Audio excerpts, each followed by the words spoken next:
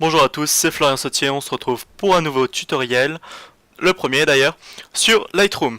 Donc c'est une photo qui a été prise dans la Drôme, à Luslacroix. Donc on va partir de ça pour arriver à ça. Donc c'est parti. Alors de base, on en voit qu'il y a deux petites taches, je pense que c'était des gouttes d'eau qui étaient sur l'objectif. Donc on va cliquer sur suppression des défauts, ou Q. On passe sur la tâche, on essaye d'être à un endroit similaire pour avoir une texture et une colorimétrie similaire. Hop. Voilà, c'est fini, c'est tout propre. On va commencer par la balance des blancs. Donc moi je veux quelque chose d'un petit peu plus froid, donc on va descendre un petit peu, pas grand chose, ça suffit amplement. On va augmenter les contrastes pour faire ressortir tout ce qui est nuages et la montagne.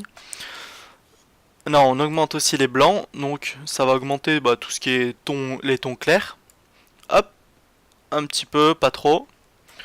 Donc là, on voit que ça a augmenté vraiment les nuages. Donc on va baisser l'exposition de pas beaucoup. Hop, ça suffit amplement.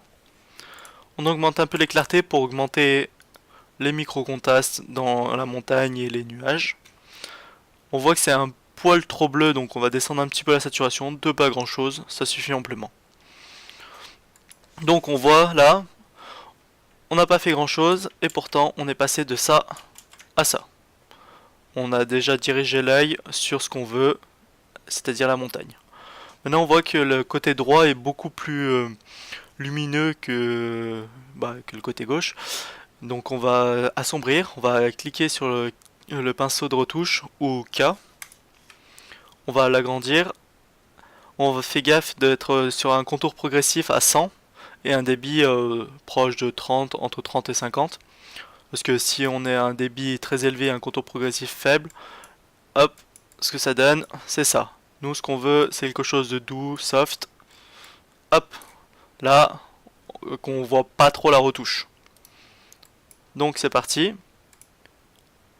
Hop, on clique sur le pinceau. On va baisser un petit peu donc la luminosité et les hautes lumières, l'exposition et les hautes lumières.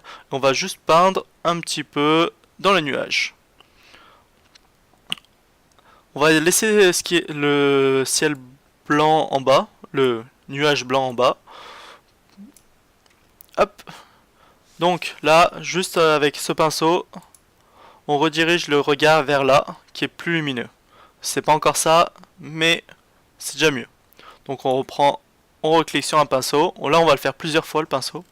Là, ce que je veux, c'est que ça soit un petit peu plus marqué ici, en haut et en bas, le nuage blanc. Donc on double-clique sur effet pour initialiser tous les paramètres à 0. On augmente le blanc. Et on va peindre doucement sur les parties blanches. Voilà.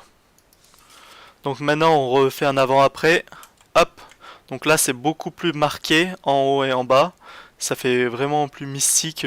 On ne sait pas pourquoi c'est un nuage comme ça. Moi je préfère l'amplement. Donc maintenant on va s'occuper de cette partie. Donc on reprend un pinceau. On augmente les blancs. Donc là on va peindre juste sur les nuages. Hop. Doucement. Voilà. Hop, ça fait ressortir et ça fait contraster la montagne beaucoup plus. Maintenant, on en reprend un autre et là, on va augmenter l'exposition et un petit peu les blancs, pas trop. On va faire 2-3 tours, hop, pas trop.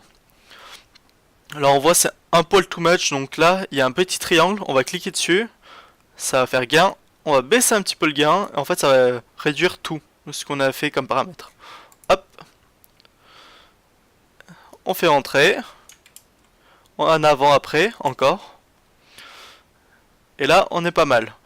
On va s'occuper du premier plan, donc on va reprendre un pinceau, et là cette fois-ci on va, déjà on va réinitialiser l'effet à 0, on va faire clarté à 100, ne faire ça que dans des très rares cas, et on va passer juste au niveau de la roche.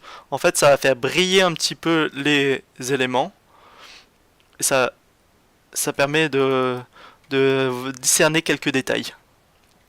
Donc, on est passé de ça à ça. Voilà, j'espère que ça vous aura plu. N'hésitez pas à me dire ce que vous en pensez.